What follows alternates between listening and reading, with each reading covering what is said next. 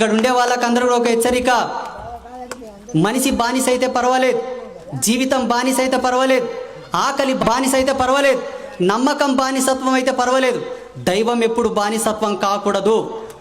దైవం బానిసత్వం అయితే మన జన్మ మూలాలని సర్వనాశనం అయిపోతాయి. ఇక్కడ ఉండే వాళ్ళందరి లోపల కూడా దైవ బానిసత్వం ఉండి ఉండవచ్చు. ఏమిటి దైవ బానిసత్వం అంటే చెప్తాను. ఎంతమంది పీర్ల పనుకోతారు? చేతులు లేపురి. అబద్ధాలు ఆడొద్దు, చేతులు లేపాలి. పీర్ల పనులకు ఎంతమంది పోతారు? చేతులు లేపండి. ఎంతమంది ఉరుసులు చేస్తారు, కందురు చేస్తారు? చేతులు లేపండి. మీరు చెప్పకపోతే నాకు అన్నీ తెలుస్తాయి. ఎవరెవరైతే పీర్ల పండుగ కోతారో, ఎవరెవరైతే దర్గాల కాడకు ఉరుసులు కందులు చేస్తారో వాళ్ళందరూ దైవ ద్రోహం చేస్తున్నట్లు, దైవ పాతుకం చేస్తున్నట్లు, దైవ బానిసత్వం చేస్తున్నట్లు. దీని పరిణామం ఏంటో తెలుసా? మహమ్మదీయ మతంలోనే చెప్తారు. ఏమంటారో తెలుసా? మాకు అల్లా ఒక్కడే దేవుడు, మాకు మహమ్మద్ ఒకటే ప్రవక్త, అలాగే మాకు మసీదులు మాత్రమే ప్రమాణం, దర్గాలకు మాకు సంబంధం లేదని వాళ్ళే చెప్తారు. మళ్ళీ మీకేం సంబంధం? ఆ పీర్ల పండ్లకు మీకేం సంబంధం? దీనివల్ల మీకు జరిగినటువంటి అన్యాయం ఏంటో తెలుసా? దీనివల్ల మీకు జరుగుతున్నటువంటి అన్యాయం ఏంటో తెలుసా? ఒకటే, హిందువుల దేవుళ్ళ లోపల సత్యం లేదు, హిందువుల దేవుళ్ళ లోపల పటుత్వం లేదు, హిందువుల దేవుళ్ళ లోపల పవిత్రత లేదు. అందుకే మా దేవుళ్ళ దగ్గరకు వస్తున్నారు బిచ్చగాళ్ళలాగా, గతి లేని కొడుకులను నవ్వుకుంటున్నారు అవతరోళ్ళు. మీకేం గతి లేదని పోతారు? మీకేం తక్కువ చేశారు? మా ఋషులు ఏమైనా తక్కువ చేశారా? మన గురువులు ఏమైనా తక్కువ చేశారా? మాతా మాణికేశ్వరి మాత మహాయోగిని, నిరాహార యోగినిలా ఉండి 72 సంవత్సరాలు అన్నపానీయాలు వదిలేసి మీకోసం తపస్సు చేసింది. మంత్రాలయం రాఘవేంద్ర స్వామి చేసిలేడా? బ్రహ్మంగారు చేసిలేరా? ఇటువంటి చర్యలు చేయడం వల్లనే, ఇటువంటి పనులు చేయడం వల్లనే మొన్నటికి మొన్న కళ్ళ ముందల్లే పెహల్గాంలో వచ్చి చెప్పారు, కల్మా చదువుతావా చచ్చిపోతావా. రాని మనం కల్మా ఏం చదవాలి? మనం ఏమైనా తుర్కోలమ చదవనికే? మనకు రాదు. వేదాలు చదవమంటే చదువుతాం, మంత్రాలు చదవమంటే చదువుతాం, భజన చేయమంటే చేస్తాం, కీర్తనలు వాడమంటే పాడతాం. కల్మా చదివితేనే బ్రతకనిస్తాం అన్నారు. ఏం అవసరం? వాళ్ళని చేసేది ఏం అవసరం? మనం వాళ్ళకు పూజలు చేసేది ఏం అవసరం? ఈరోజు కొండపల్లికి నన్ను పిలిచారు, శివాజీ విగ్రహం ఆవిష్కరణ చేస్తాడు ఈ స్వామి అనుకున్నారేమో. ఈ రోజటి నుంచి ఏ ఒక్కరు కూడా పీర్ల పండుగకు పోయినా, దర్గాల కాడికి పోయినా నేను చేయాల్సింది చేసే పోతా. బాగా గుర్తుపెట్టుకోండి, ఇది మాత్రం పక్కా హెచ్చరిక. ఏం చేస్తావు స్వామి?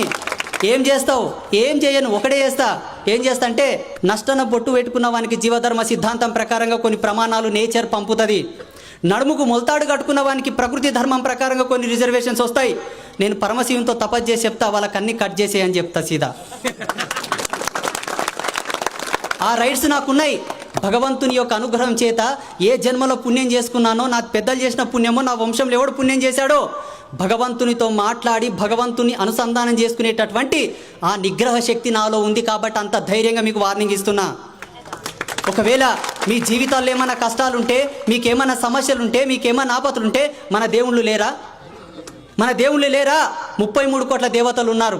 పూజించుకోండి, కొలుసుకోండి, ఆరాధించుకోండి, తపస్సులు చేయండి, వ్రతాలు చేయండి, నోములు చేయండి. లేదు మేము ఆటలను కోసుకొని తింటాం అనుకుంటే, ఎల్లమ్మ తల్లి గోయిరి, మసెమ్మ గోయిరి, కోట మసెమ్మ గోయిరి, మారేమ్మ గోయిరి, ఎన్ని కోస్తారు కోయిరి. ఏంది మీరు చేస్తున్నది? ఏంది అసలు? చరిత్ర ఎంత అన్యాయమైనటువంటి దాష్టికానికి గురి అయిందో మీకు తెలుసా? ఒక్కటే రోజు 1,00,000 మందిని సజీవ దహనం చేసిన చరిత్ర ఉంది ఈ భూమి మీద. ఎవరిని చంపారు? ఎవరు చంపాడు? మనం ఏం పాపం చేసినాం? వాళ్ళని జీవించం కొద్దన్నమా, బ్రతకం కొద్దన్నమా, మనం ఏమన్నా వాళ్ళని ఏమన్నా దాడి చేసినామా? చేయలేదు.